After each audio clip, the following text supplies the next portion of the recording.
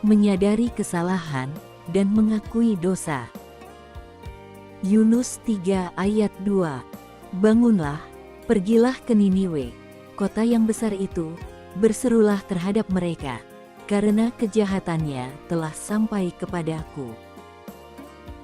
Hari ini kita belajar tentang kisah Yunus. Semua pasti sudah mengetahui kisah tentang Yunus. Kisah yang menceritakan tentang seorang nabi, sebagai utusan Tuhan, yang lari dari panggilan Tuhan dan berakhir di perut ikan besar. Biasanya, jika orang telah melakukan kesalahan, maka ia akan mencari pembenaran diri supaya tidak menerima konsekuensi dari kesalahannya itu. Namun tidak demikian dengan Yunus.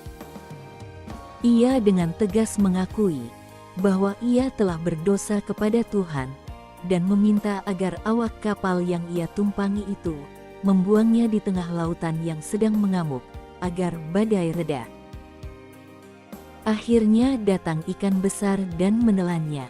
Dalam gelap dan derita yang dialaminya di perut ikan, Yunus menyadari kesalahan dan dosanya. Itulah sebabnya ia datang kepada Tuhan, mengakui kesalahan dan dosanya itu.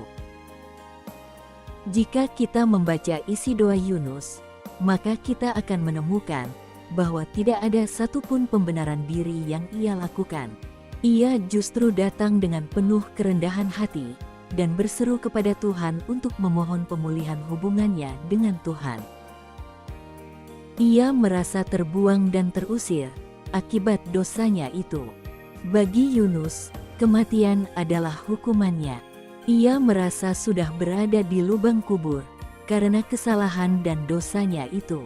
Selanjutnya, apa yang kemudian terjadi?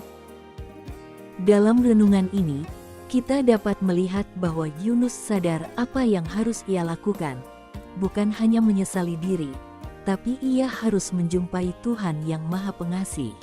Ia datang berseru kepada Tuhan, dan Tuhan menjawab seruannya itu. Tidak ada dosa yang paling berat yang tidak dapat diampuni oleh Tuhan. Separah dan serusak apapun kesalahan dan dosa kita, Tuhan akan berkenan merestorasi dan memperbaiki kita. 1 Yohanes 5 ayat 17. Semua kejahatan adalah dosa, tetapi ada dosa yang tidak mendatangkan maut.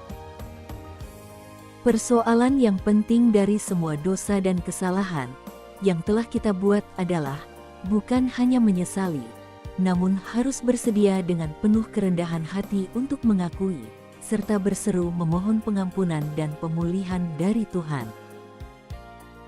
Percayalah, Tuhan pasti bersedia menjawab seruan kita, dan yang harus kita lakukan adalah berseru dengan kerendahan hati dan penyesalan, sebagaimana Yunus melakukannya.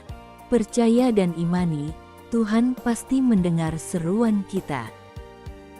Ada dosa yang mendatangkan maut, tapi ada juga dosa yang diakui dan tidak mendatangkan maut. Dosa yang diakui adalah dosa yang diampuni. Jadi tidak ada dosa yang tidak bisa diampuni, asal diakui. 1 Yohanes 1 ayat 9. Jika kita mengaku dosa kita, maka Ia adalah setia dan adil, sehingga Ia akan mengampuni segala dosa kita dan menyucikan kita dari segala kejahatan. Tuhan Yesus memberkati.